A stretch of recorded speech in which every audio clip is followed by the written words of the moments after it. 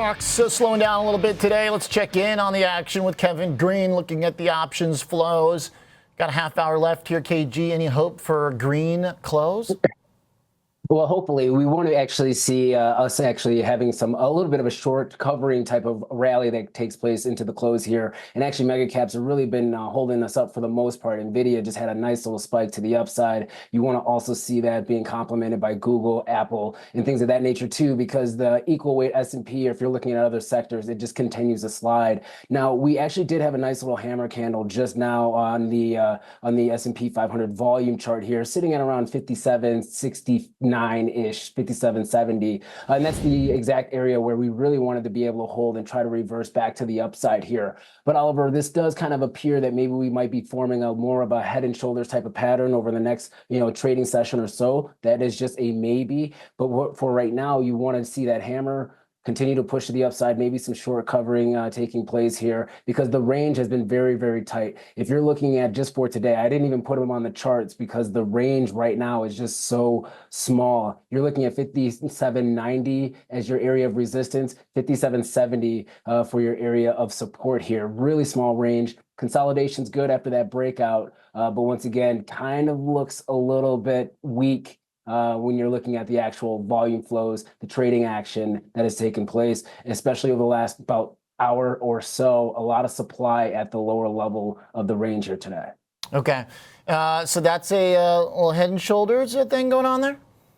Maybe, yeah. So this is just the start of one. We already have the left shoulder being made. You can make the case that the right shoulder is basically that peak that we had yesterday going into the close, where you do have this kind of like, reversal pattern, that candle pattern taking place. We did have a little bit of a pullback. We now have a trend line to the downside, which kind of creates our neckline. So if we are going to have a defined one, you would actually see a nice bump to the upside here. You would see resistance sitting at around 57.90, a failure of 57.90, then going back down to that trend line, and a failure would be the completion of that head and shoulders pattern, which would be bearish, which wouldn't be a total bad thing. Once again, keep in mind, over the last 10 trading sessions, we've been in a pretty decent range, a volatile range, but a decent one. And I still have that on the chart, that yellow line, and we can see those circles where we were hitting those tops, sitting at around 57.50, 57.60-ish. If we come back and actually test that as an area of support and then bounce back higher, I think that's actually a pretty clean break and a clean breakout from that consolidation range. Come back, retest, know that there's buyers stepping in, move higher. Okay. All right. So even if it does pan out, we've got some decent support potentially from that trend of the previous highs. Seems like we're overall still in really good shape here for the most part. Is there any heavy put buying? Is there anyone suspicious positioning for a big slide?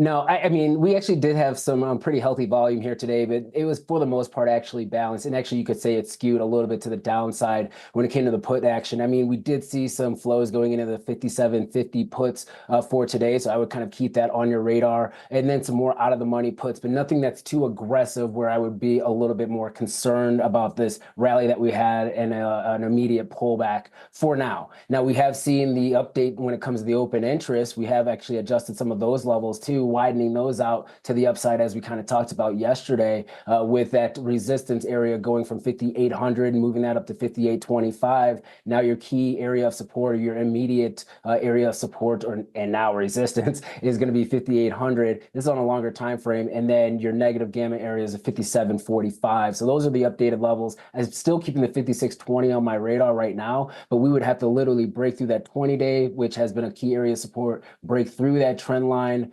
For the most part, has been a really decent area of support from the lows before we actually get to that level. And if we were to get to that level, that means that you're really testing the overall, recovery, and we would probably see a little bit more of a reversal and try to test some of those levels that we haven't talked about in a long time, 5,500, 5,400, things of that nature. We're just not there yet, though. All right, let's hope that line don't break then. Someone commented yesterday, or maybe it was the day before, on my risk radar saying that all the bullish stuff doesn't matter because the volume was pitiful. Has it been pitiful? Like, does our rally not count this week? Because the what has been pitiful? Volumes. No, I mean you're ending the end of the low volume season, right? Actually, it's this week where we have the seasonality factor taking place, where volatility should actually slide to the downside as much as it possibly can. It's also an election year, so we're going to have that a little bit elevated. And we were actually looking at liquidity. It's been pretty decent. Now, this time last year, you're going to want to compare the two. Yeah, we're sitting at around 40 to 50% less liquidity than what we saw for last year if you're looking at the E-mini S&P futures. But on a relative basis over the last 3 months, it's still pretty healthy. And I think if you're kind of looking for volume, you got to look for volume in sectors that just have not gotten the attention. That's the thing that a lot of people are just ignoring. They continue to look at Nvidia and continue to look at Google, but look at some of these other stocks, other sectors that have actually seen a really nice spike in volume over the last couple of weeks here. And I think that's where the strength of this market and this rally has been residing in. All right, nice. I'm going to take that and go put it in the comments.